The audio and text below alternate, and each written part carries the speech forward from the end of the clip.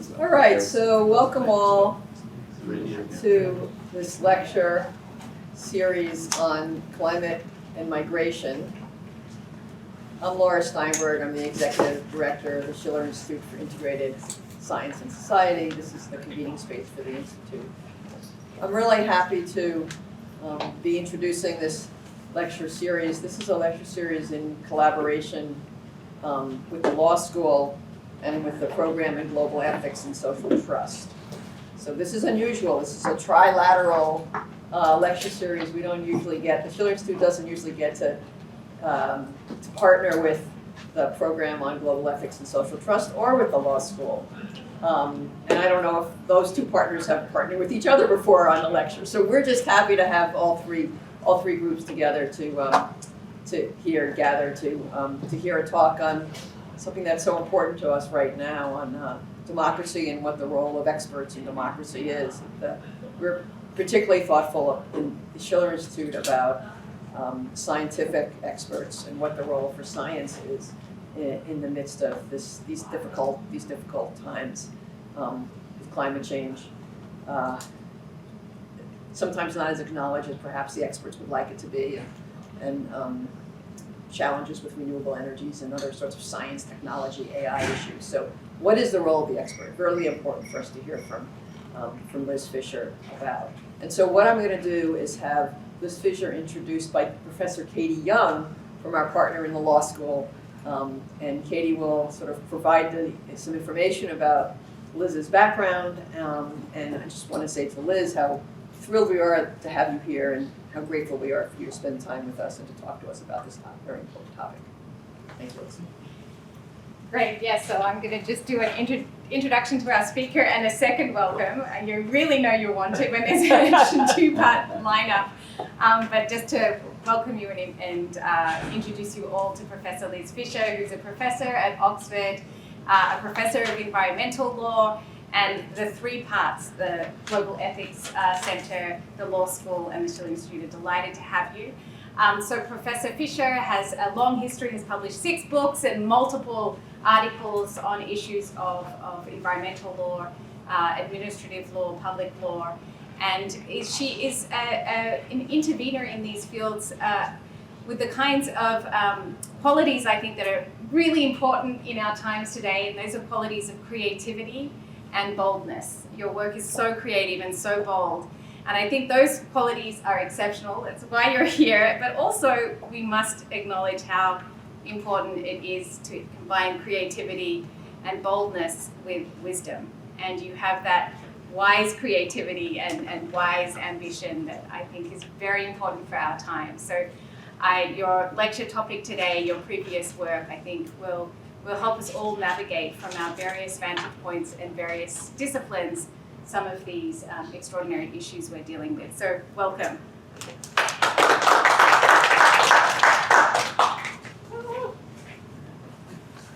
I'm not very good at technology.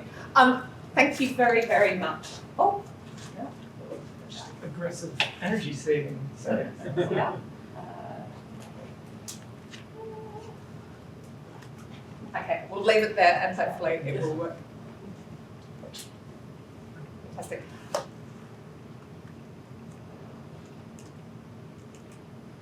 Fantastic, thank you. I am a geek. I'm as nerdy as they come. But I feel like a fraud standing here today because this is in a series about climate change and migration. And while I know something about climate change, I don't know much about migration. And I should know better. I should know better because there has just been an election where immigration was a major issue. And as an outsider visiting the US, I looked for information. I found it hard to find. So today I'm not going to talk about climate change and migration. I'm going to talk about knowing better. Now that's something I've been thinking about for a long time. I think about knowing, I think about expertise and how we use it in decision making. I also think about more meta questions, which is about what we do as scholars. So you might think of me as a meta geek.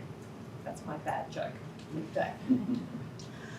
So I want to do two things. Well, actually, I want to do three things today. First of all, I want to talk about 5 lessons that I have learnt over my 3 decades of working in this field about expertise and democracy and climate change. And they're pretty mundane. But that's because, in actual fact, the use of expertise is a very day-to-day, very grounded thing. We're not talking about abstractions. I'm also a slow learner, but I think actually expertise is all about slow learning. The second thing I want to do is I want to then come back to my title and interrogate it a bit more in light of those 5 lessons. And finally, and most importantly, I want to open it up for discussion, because in this room there are lots of geeks and nerds, and what's important is we discuss among each other. 3 points before I start. First of all, I'm using the term expertise very broadly to refer to anyone who has skills, knowledge, and experience. But I'm talking today within an institution committed to fostering that expertise through both formal and informal ways. Secondly, from my title, How to Be an Expert, I'm pointing to an issue about how do we have individual agency. That is a particularly live issue in the times that we're in, when it can feel like we don't have any individual agency, and that's something that I will return to, and I hope it's something that we can discuss. And thirdly, I'm going to draw on legal examples. I promise not too much law. And in particular, I'm going to draw on examples from the place I grew up in, which is Australia. I lived there for 30 years. I'm doing that deliberately because sometimes when we're trying to look at a problem, actually going into another space and thinking about it there can free up, can help us be, well, to imagine differently. Okay, so let me start. Today, the UN Secretary General described the 2024 as a masterclass in climate destruction. As such a masterclass, that refers to all kinds of issues that are popping up across the globe to do with environmental problems, and they haven't just been happening in 2024. This is a picture from Canberra on New Year's Day 2020. Canberra is the capital of Australia. New Year's Day in Australia is the height of summer. It would normally be blue skies, really, really hot, you know, that kind of twinkling blue when you need your sunglasses. In actual fact, on New Year's Day, it was like this because of bushfires. You couldn't even see in front of your hand. At the time that this happened, that was surprising. But bushfires have become new normal they've always been in Australia, but not at this scale. And of course, in the US, even in the Northeast, not a place which you would normally think there would be bushfires. That reflects the fact that climate change means we are facing a situation where the environment, often we would think of it as relatively stable, is changing. And in those circumstances, we need knowledge more than ever. We need the knowledge, existing knowledge we have, to think about these new issues. We need new information about what is going on in the world. And that knowledge is of all different sorts, because there are lots of different problems, because getting your head around something like bushfires requires ecologists, it requires meteorologists, you get my point. But the knowledge we require is not just of the physical world. On that day, we went to visit the Museum of Australia, and whoever makes the signs, I thought it has a certain meaning. Due to air quality, the Garden of Australian Dreams is closed. Please make your way back through the galleries to exit or speak to a host if you need assistance, where our stories come alive. The changing climate is leading to also social issues and social conflict. as the Indian novelist Amitav Ghosh says, climate change is uncanny. We thought was normal, is causing problems. And that gives rise to social conflict and social backlash, particularly responding to those problems. So the knowledge that we need is not just of the physical world, it is also of the social world and the type of conflicts that environmental change is giving rise to. Immigration is a case in point. So my first lesson is this. We need lots of knowledge of different sorts, knowledge that crosses both the physical and the social world. Okay, we live in liberal democracy. Liberal democracies have constitutions committed to ideas such as freedoms. They have institutions. They are complex spaces where, as Hannah Arendt says, we create housing to pursue the things that in those communities we want citizens to pursue. And part of that is having facts. As Timothy Snyder notes in his new book on freedom, factuality, knowing about our existence, is fundamental for freedom to operate. So the knowledge that I just talked about is not just important because we need to know about it. It is important to make a democracy operate. And that is a reminder that science and democracy were both, for ill or for good, Enlightenment projects. They grew up side by side. They are both committed to a type of reason. And when we're talking about constitutional democracy or when we're talking about science, we are talking not just about a single laboratory or a single temple, we're talking about lots of institutions. But when it comes to thinking about this relationship between expertise and democracy, we tend to see them as things that we should keep apart. Now, there's good reason for that. They're different practices, although they're entangled. But in keeping them apart, we tend to think of them as kind of different. I've been working in this space for many years, and what I've discovered is if you say democracy, your audience smiles. If you say expertise, your audience frowns. We think of democracy as warm, as alive. We think of expertise as rigid, cold, and hard. And we sort of think we should keep them apart from each other. Now, that apartness is a form of kettling. Kettling, for anyone who thinks about public protest, is a technique that police use for large-scale protests, where they say, okay, you can protest, but we're going to surround you with police. We're going to contain you, because we see that as protesters you present a risk. Now, what's really interesting is if you read police guidance on kettling, it's very thoughtful because it realises that actually there are real issues tied up with the practice. But when it comes to thinking about expertise and democracy, we tend to want to do this kettling and just keep them apart. Now, that can operate in different ways. That can be just saying, well, in actual fact, they should be separate. Or it can be a sort of naive, we want to defer to the experts. They're the truth machine, and whatever they say goes. Or it can be saying, actually, we see experts as the enemy. We see them as problematic because they are at risk to democracy. And then what we see in all of this is this idea that the choice that we have is, do we pick democracy or do we pick experts?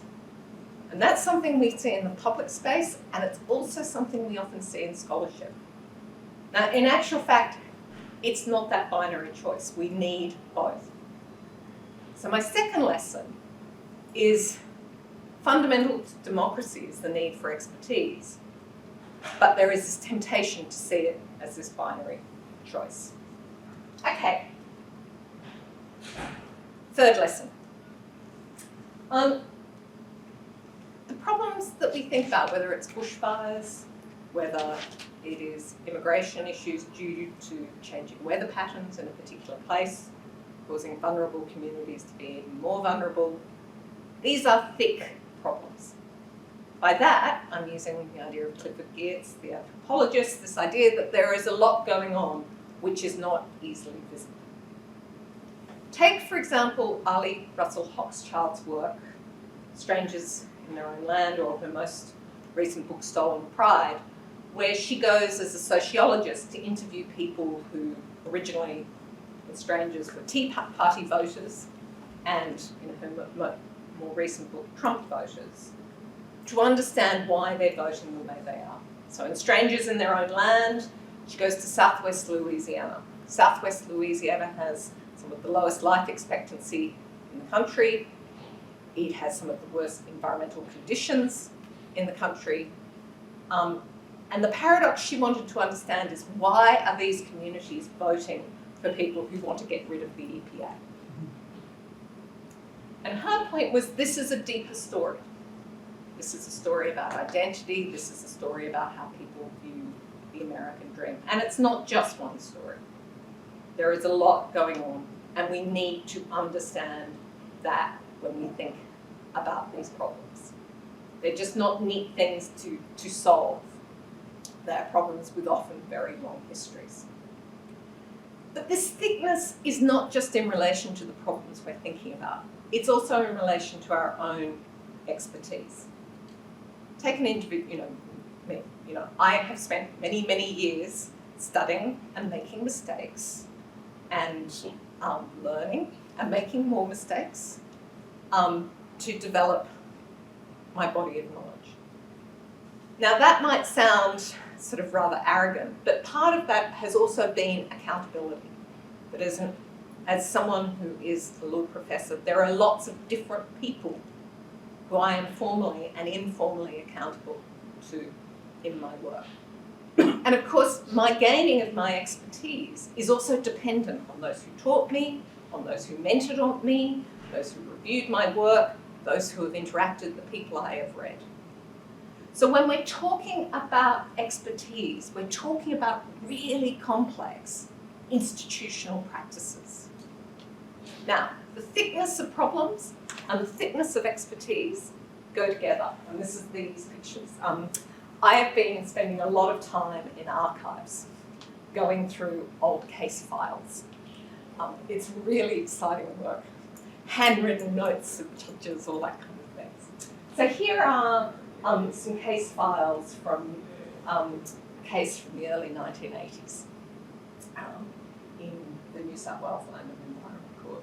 And this was actually one of the first cases that went to. That file is thick for a reason. It's a file, it's not a particularly interesting case now.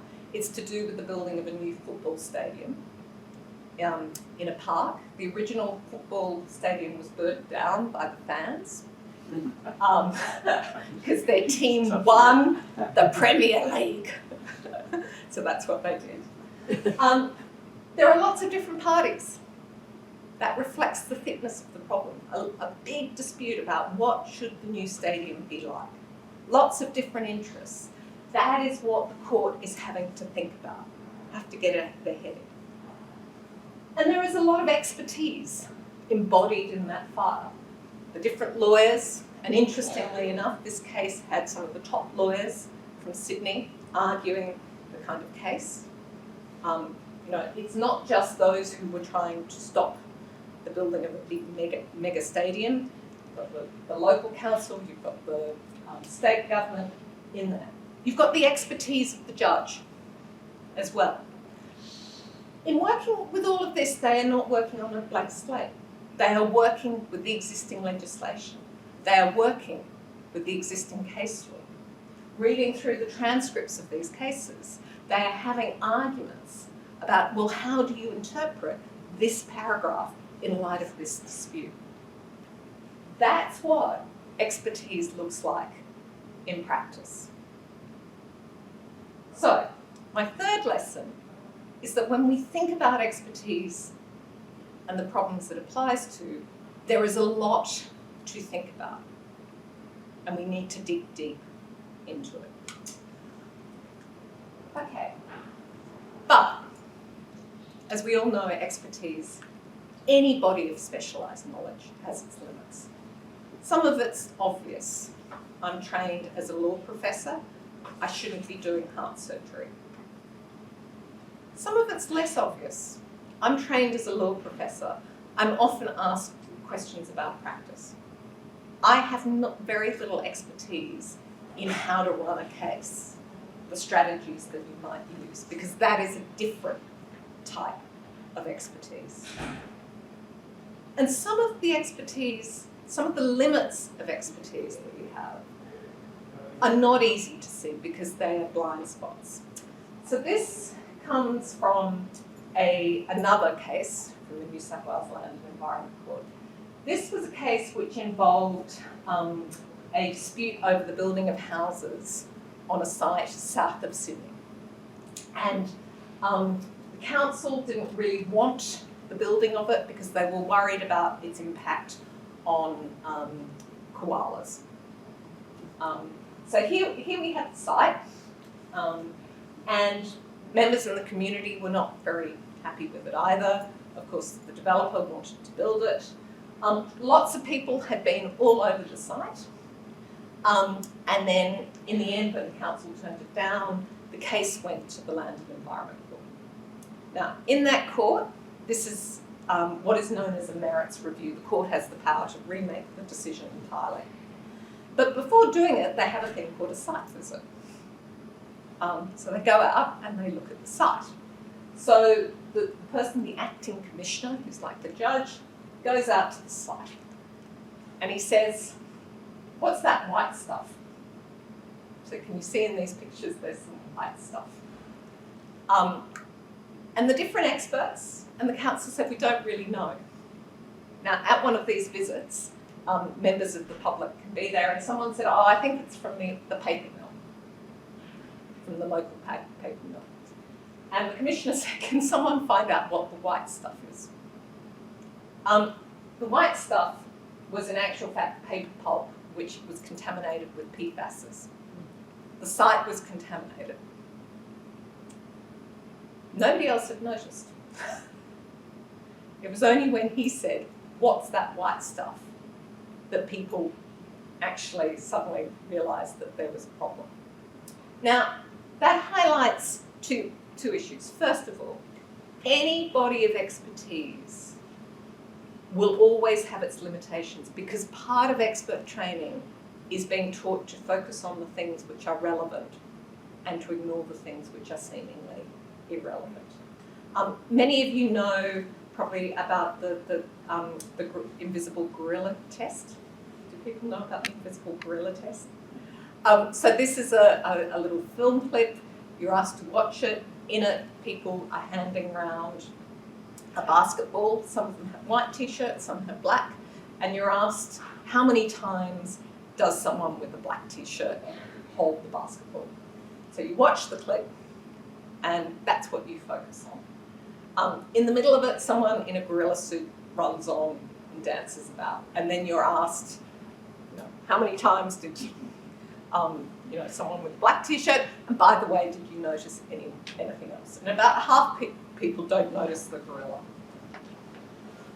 To be specialised, we have to sort out between what is relevant and irrelevant, and that is a limitation. And that's an example here. If you're thinking about koalas, you're not thinking about the white stuff. But secondly, connected to this, we use models. Most disciplines use models. These are simplifications of reality, which actually make our thinking more rigorous, but they're simplifications of reality. And as my late co-author Pascal used to say, all models are wrong, it's just some are wronger than others. So those models that we use for our discipline, we always need to be checking in with. So, my fourth lesson is we always need to be thinking about the limits, but that doesn't mean that knowledge is not reliable. Okay, to talk models, to talk of how we think of experts is to highlight that so much of expert knowledge is a series of mental constructs. Those mental constructs make up our imagination. Now, imagination, again, is one of those words we use. We think, oh, it's kind of making up stories. But actually, imagination is what we are always using. And actually, in becoming an expert, we are training our imaginations in that discipline. So legal imagination are those mental constructs that we use, which both limit legal thinking, but also empower legal thinking. Teaches us how to think like a lawyer is us learning to use our legal imagination. Now, we use our imagination all the time. So in a court case or in a classroom, it's what one might think of, the philosopher Amy Kind has called instructive uses of legal imagination. This is a good argument. This is a bad argument. It's pretty tightly hewn to kind of reality as that discipline knows it. But of course, sometimes a discipline and reality get so detached from each other, we need what Kind calls transcendental, where we're kind of trying to think how things could be completely otherwise. And that is what we're often doing in the environmental law space, but not all the time. We can talk more about that. But one of the constructs we use are stories. We tell stories about disciplines. Tell them in the classroom, this is how the subject once was, this is how it is now. And the stories we tell really matter because they are these mental constructs. And to me, one of the most important lessons, and this, if you don't know, is Ursula Le Guin. Ursula Le Guin was what is now called a speculative fiction writer, science fiction writing. But her father was one of the great anthropologists of the mid-20th century. And so her writing is infused with anthropological kind of sensibilities. And Le Guin's work has been incredibly important for me because she really is exploring what does it mean to think otherwise. And one of her great non-fiction essays, and I promise there is a point to the story, you're thinking this must be going off somewhere, is called The Carrier Bag Theory of Fiction. And so often when we're thinking about expertise, we're thinking about how expertise can solve problems, the magic wand. We bring in the lawyer, we bring in the geographer. They will suggest what the answer is. They will solve the problem. Now, in Le Guin's essay, she goes back to hunter-gatherer societies. And she says, well, in hunter-gatherer societies, about 70% of food came from gathering. But when it came to storytelling, you told stories about hunting. Because those stories are great. You've got the hero with a capital H. You've got the spear. You've got the hunted. You've got the kind of climatic. You've got the hunt. And then the spear goes from here to there. It's gripping stuff. What I would suggest is a lot of the time when we're talking about the role of experts coming to climate change, we tell such stories. They're exciting, they're dramatic. But Le Guin pointed to another type of storytelling. She picked up the carrier bag, that other technology that hunter-gatherer societies told. And she said, in my bag, I put things which are important but have a complex relationship to each other. And I sought to tell stories in my fiction which are not about resolution, not about a single person, but a range of different institutions. There isn't a single outcome. There is ongoing process. Now, you might be sitting here and thinking, what does that mean? Don't we need to solve Sorry, I have water here.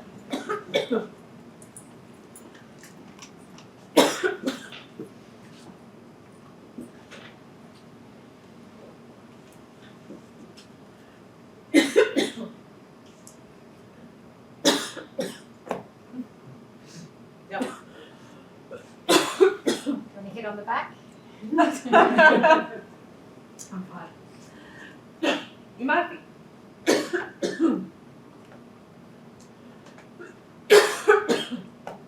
Sorry, I don't know where that came from, but anyway. You might be thinking, what does that mean?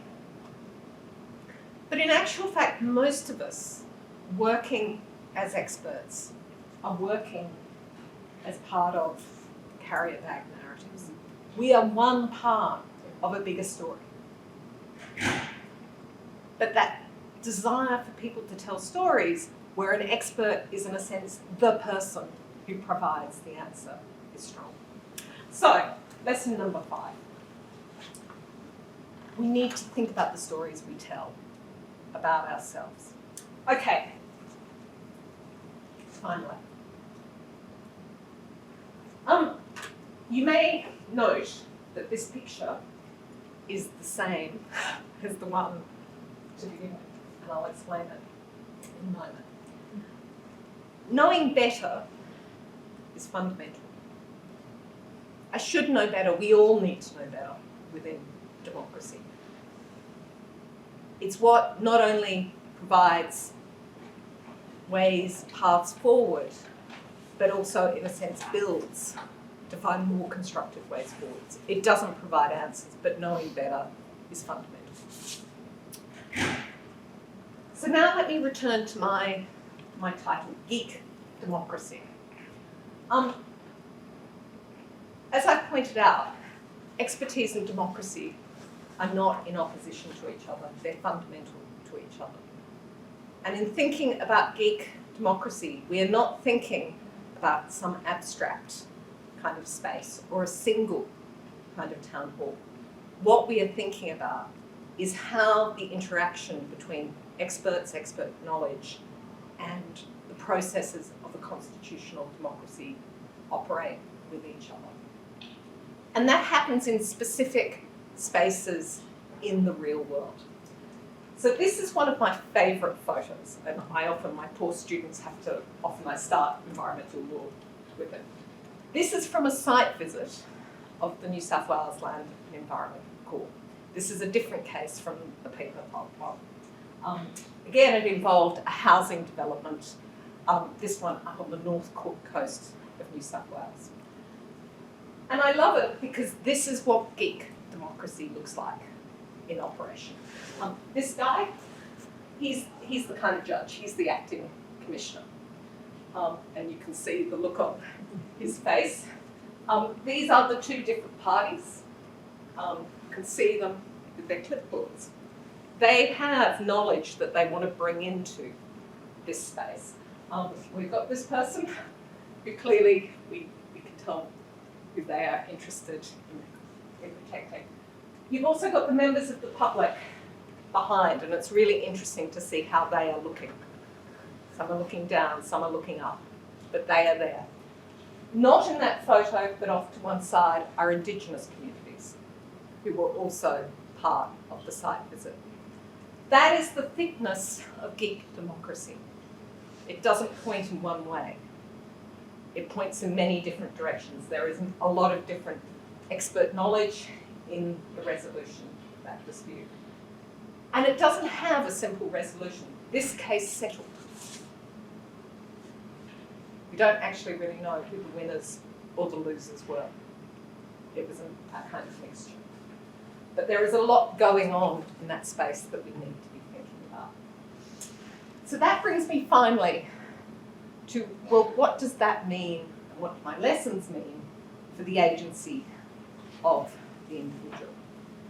Well, let me run through my 5 lessons in conclusion. The first is, knowledge matters more than ever. And the quality of that knowledge, and the fidelity of that knowledge to the realities that we are in. And that's not just about the physical world, that is about the social world. So the first and the most important in thinking about how to be an expert is how fundamentally important it is to be an expert. My second lesson was about saying how much that expertise is necessary for a constitutional democracy, even though often that might be seen in opposition to it. My third lesson was to say, and it's complex. The problems that experts need to think about and the issues to do with how we gain and foster our expertise are issues that take a long time and a lot of people and a lot of institutions.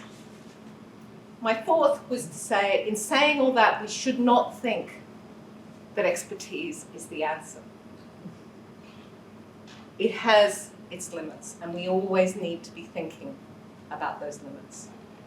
And finally, and most importantly, we need to be thinking about the stories that we tell about expertise.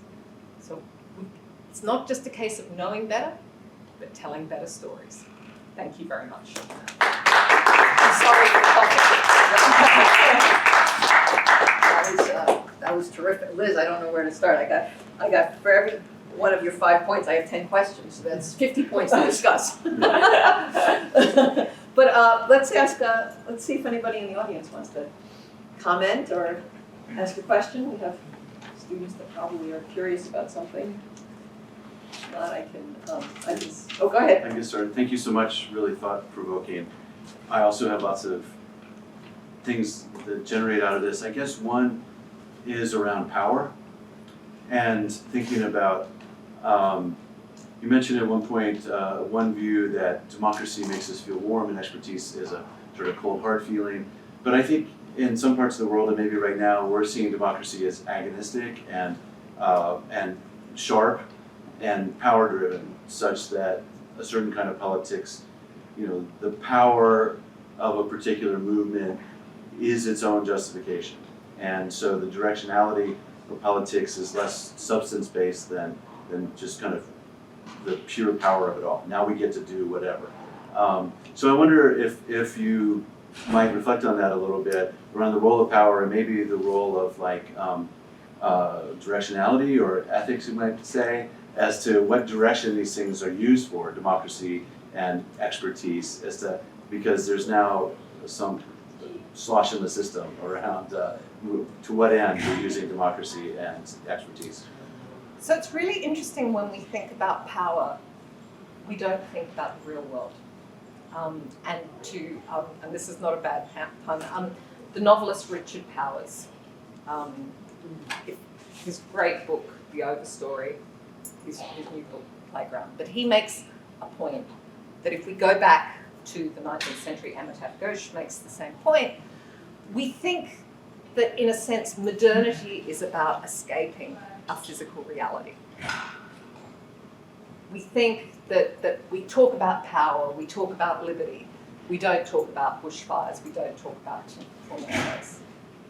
So it's really interesting to think about the way in which often we think about the abstract world of power and rights.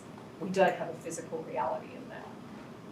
And of course, what we are now seeing with climate change is how much that physical reality is going to limit things. So I guess what I would, and this isn't a direct answer to it, but coming back to Timothy Snyder's work on factuality, is whatever one might think about power, there is a physical reality that we need to be thinking about.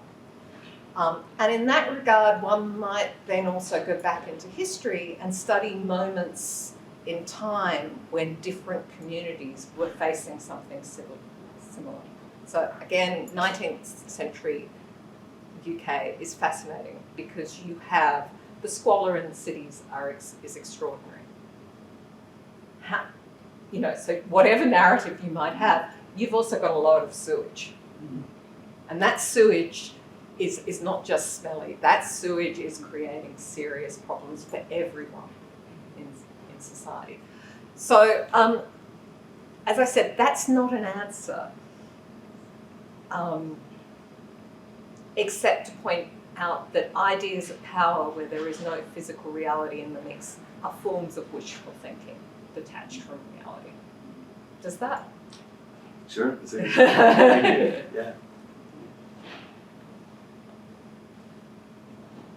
I think one thing we see in universities, and here I am talking maybe as a university administrator, but one thing we see as universities is that we want to claim that we're going to solve these big problems and that we're creating students who are going to go out there and solve these big societal issues, climate change, infectious disease, pandemics, the energy transition. We're going to solve it. And I always hesitate when I use solve because and then I try to say, well, we're going to address it. But I feel like that's about your carrier bag, right? What we're doing is we're creating students and understandings that can stick in the bag all together, and when they mix themselves up over lifetimes, maybe the hunter finds their prey and is successful in conquering it. I agree. And it's interesting, who is the we there? Because when nearly all people who are deeply, and I say this is descriptive, not a prescriptive point, people whose expertise they have worked on over many years, often when they have an encounter where they're demanded to solve a problem, they find that very traumatic because that is not how they perceive themselves. They perceive themselves as contributing one part of the story. And yet the institutional, the wider discourses often are demanding, no, what we want to hear is how you solve, you, Laura, you wave the magic wand. In the UK, we have a thing called the Research Excellence Framework, where every 6 years we have to put in our publications. And what we also have to show is that a number of our members of faculty have actually had real-world impact. And that has to be measured. And it's not just that the person has it, it's that a publication. So Laura's publication has to lead to some change out in the real world. It doesn't actually have to be a positive change. It just has to be changed. Now, can you see that as a narrative? It's very appealing. Here is the hero. It's just not very realistic. So I think I agree. And I mean, to me, and again, and I can see there's some probably students in the room, for me, in educating, I'm interested in thinking when this person who I'm teaching, I can't give you the tools because the law will probably have changed. But when a person opens a file, what do they see? That's what matters. What is visible to them? So yes, I agree completely. And how do we change those discourses? Sorry, that was me rambling.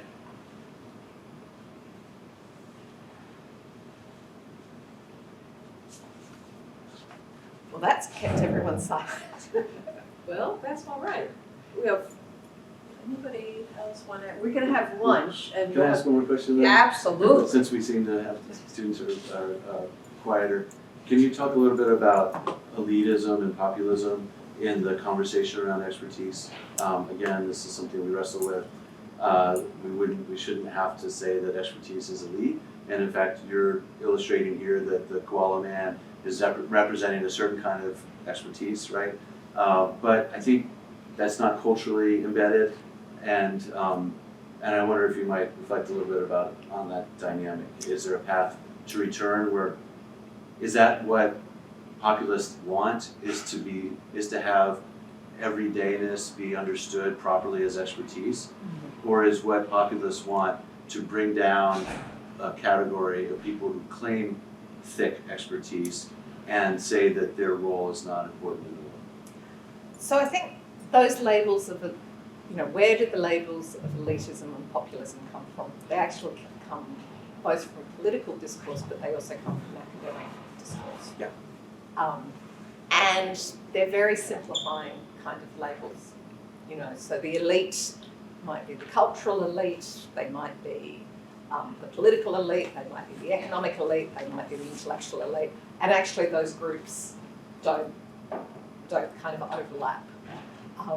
I have a friend who's she's kind of rock star kind of in this space. And I remember one Saturday morning going round to her place, I'm in my kind of Saturday morning sort of tracksuit pants, and I'm looking very grotty, and she met me at the door, and she's kind of got slippers on, and kind of, I remember joking, sort of, yeah, this is what it all looks like,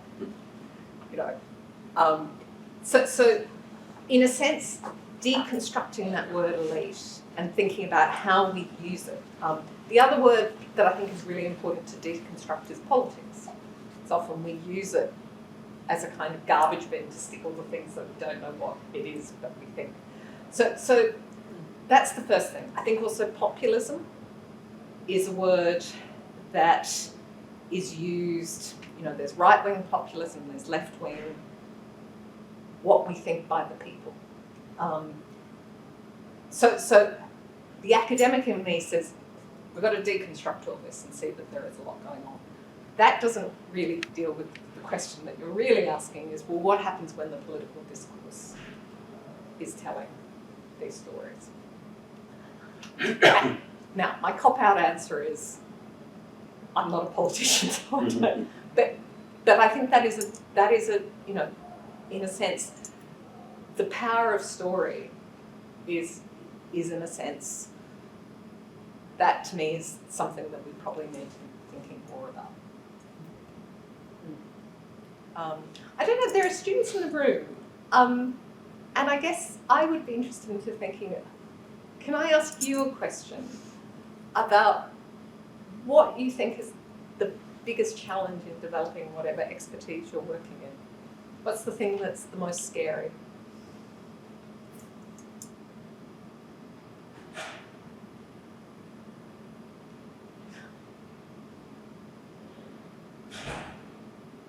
Yeah.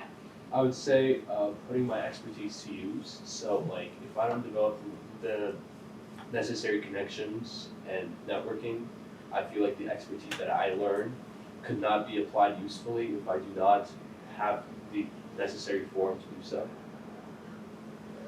And when you say, I mean, that's a great,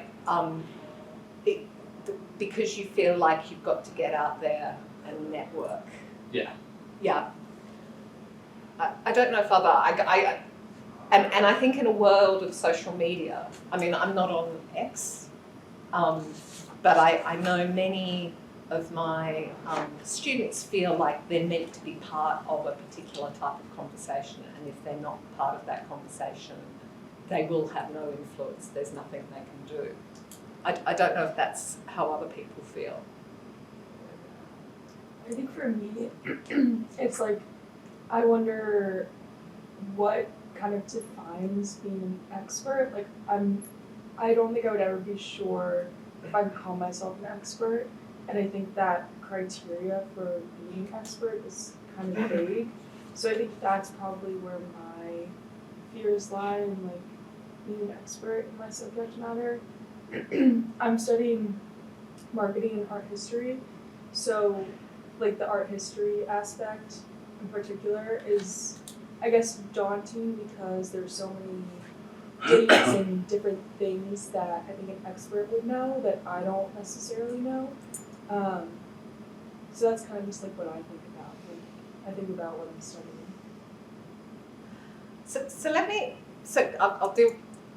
Let me respond to that, then I'm going to come back to that. So Richard Sennett has written a book called Craftsman. And in it he points, so craftsmanship is an expertise. And you know, it's the idea that it takes 10,000 hours to become, you know, expert. But he says the key part of it is a desire to do a good job. That is the obsessive energy. So expertise is both about, you know, that kind of training, but also that desire to do a good job, what he calls an obsessive energy. Now that obsessive energy has a plus side and a downside. The plus side is it drives one on.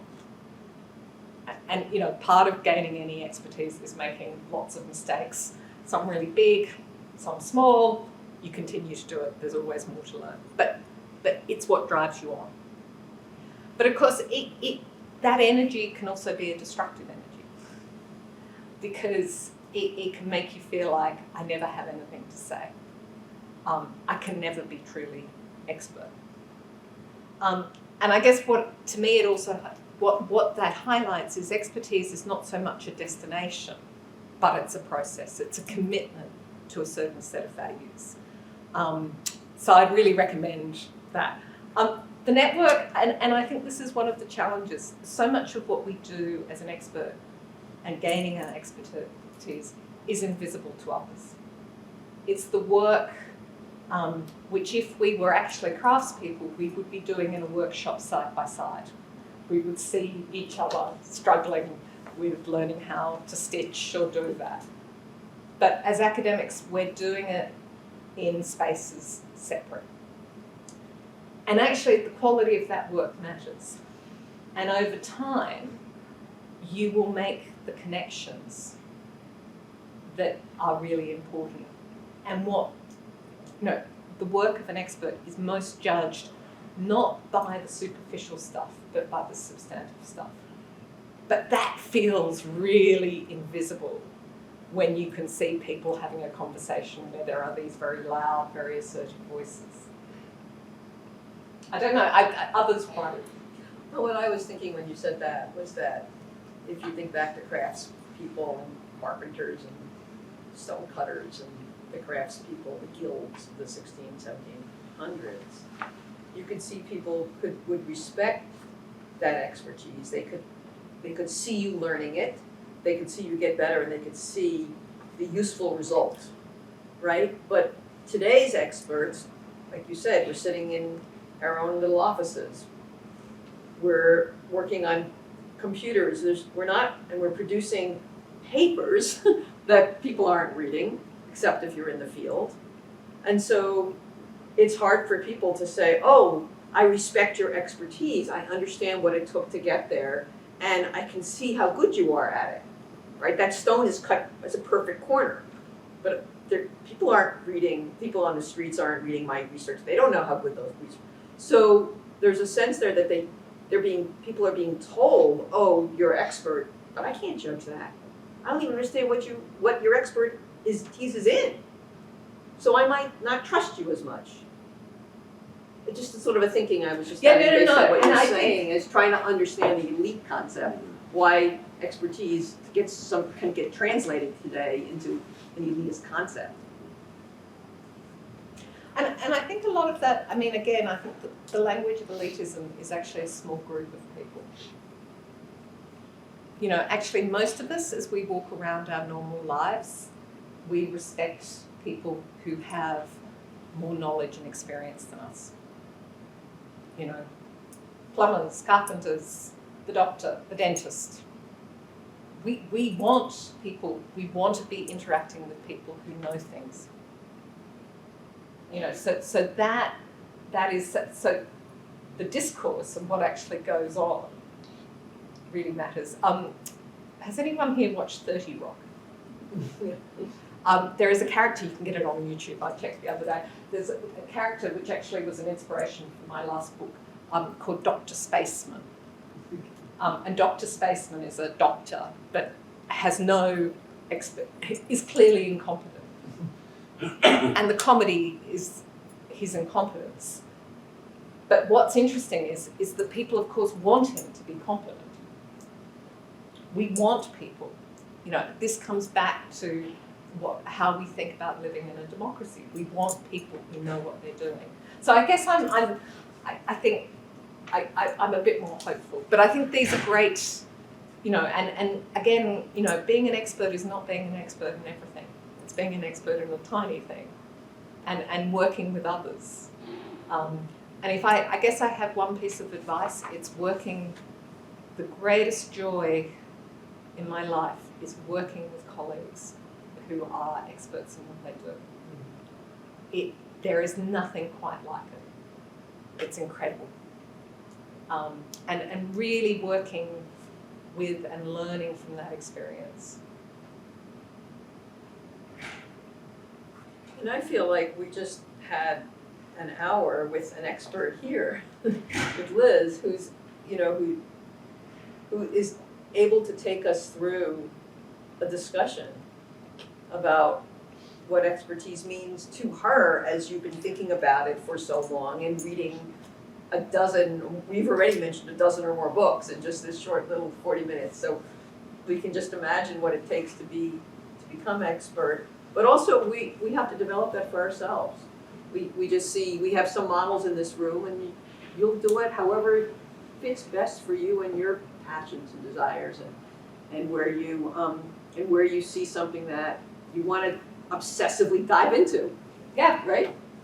yeah, and I would, so if we're getting into tips, one of my things is all my research students, I recommend they keep a sort of diary. I know it sounds a bit naff, but a book of all the things that intellectually excite you, that you come across. Just little bits, you know, I read this article and it blew me away. Don't actually know what it means, but it blew me away. Or I watched 30 Rock and I saw this. And just look for the patterns. Just look for what you keep gravitating to. So that was great. Thank you. Thank you.